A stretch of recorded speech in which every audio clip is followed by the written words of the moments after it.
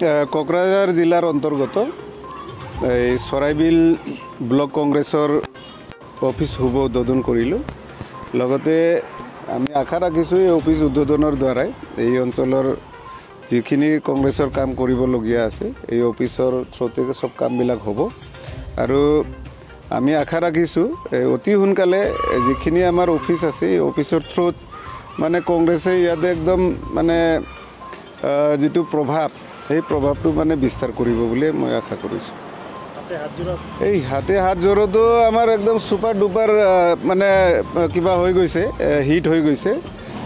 যেনেবা আমাৰ ভাৰত জোড়ো যাত্ৰাত ৰাহুল গান্ধীয়ে যিখিনি উপলব্ধি কৰিছে এই উপলব্ধিবিলাক আমি এতিয়া হাতে হাত জোড়ো প্ৰগ্ৰামৰ থ্ৰুত আমি জনসাধাৰণক ৰাহুল গান্ধীৰ উপলব্ধিবিলাক আমি ঘৰে ঘৰে যাই কিনি কৈ আছোঁ।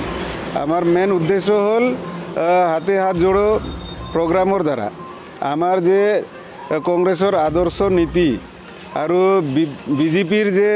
বিজেপিৰ বৰ্তমান চৰকাৰৰ যে আমাৰ জনসাধাৰণৰ ওপৰত যি ৰামটাঙন সেই ৰামটাঙনবিলাকক আমি জনসাধাৰণক যাই কিনি প্ৰচাৰ কৰি আছোঁ।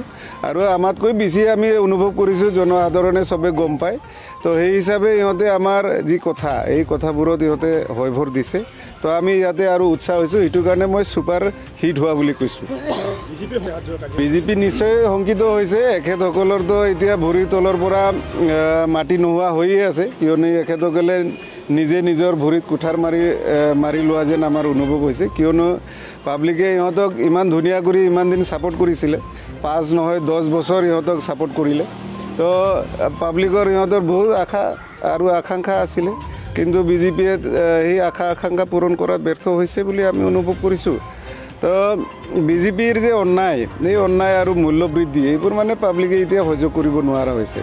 এতিয়া জাষ্ট পাব্লিকে আমি দেখাত হাতে হাত জোড়ো ঘূৰি ফুৰাত আমি গম পাইছোঁ। ইহঁতে খালি সুযোগ আৰু সুবিধাই মানে অপেক্ষা কৰি আছে। মানে সুযোগ আহিলেই বিজেপিক যে ইহঁতে লেং মাৰিব এইটো ধৰক। BTC যিহেতুকে যিমান দূৰ আমাৰ 2003 BTC একৰ্ড হিচাপৰ মতে আমি জানো এইটো 6 শিডিউল এৰিয়া হয়। 6 শিডিউল এৰিয়াত BTC ইটসেল্ফ পঞ্চায়ত বুলি ধৰি ল'ব পৰা যায়। তো এই হিচাপে BTCয়ে যদি এটা পঞ্চায়ত হিচাপে ধৰিব পৰা যায় তেতিয়াহ'লে ইয়াত ইলেকশ্যনৰ প্ৰয়োজন নাই। তথাপি যিহেতুকে VCDC চেয়াৰমেনবিলাক বা VCDC যি কমিটি আছে সেই কমিটিবিলাকৰ দ্বাৰা আমাৰ ৰুৰাল ডেভেলপমেণ্টৰ যিবোৰ কামৰ পইচা আহে তো ডাইৰেক্ট আহে।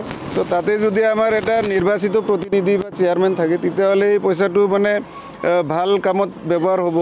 নহ'লেতো চবতে অলপ কাৰাপশ্যন আমি দেখা পাই আছোঁ। তো এই কাৰাপশ্যনটো বন্ধ কৰিব গ'লে এটা নিৰ্বাচিত প্ৰতিনিধি থাকিলে আমাৰ কাৰণে ভাল।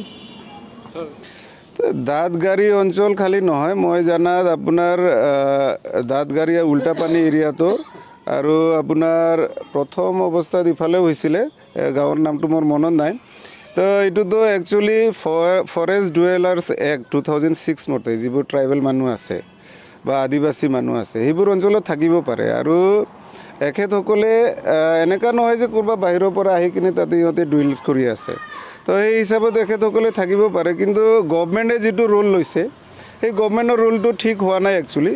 এখেতসকলে জাষ্ট সেইবোৰ গাঁৱৰ পৰা এভেকশ্যন কৰাই নহয়, এভেকশ্যন কৰাৰ লগে লগে ইহঁতক উচিত জাগাটো ইহঁতক দিব লাগিছিলে, কিন্তু সেই ব্যৱস্থা নকৰাকৈ ইহঁতে এভেকশ্যন কৰিছে।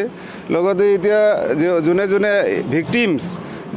ভিক্টিমাইজ হৈছে এই ভিক্টিমাইজ মানুহবিলাকে এই ঠাণ্ডা আৰু বাৰিষাত ইহঁতৰ থাকিব লগা জাগাই নাই। তো ইহঁতে বহুত কষ্ট পাই আছে। তো এই বিষয়ে পাব্লিকক অন্যায় কৰি পাব্লিকক কষ্ট দি কিনি যিকোনো কামে আমাৰ কংগ্ৰেছৰ থ্ৰুত আমি মানে এইটো বিৰোধিতা কৰোঁ আৰু কৰিম। বাল্য বিবাহ বুলি ক'লে এইটো আগৰ পৰাই যি আইন কানুনবিলাক আছে সেই আইন কানুন আমি মানো।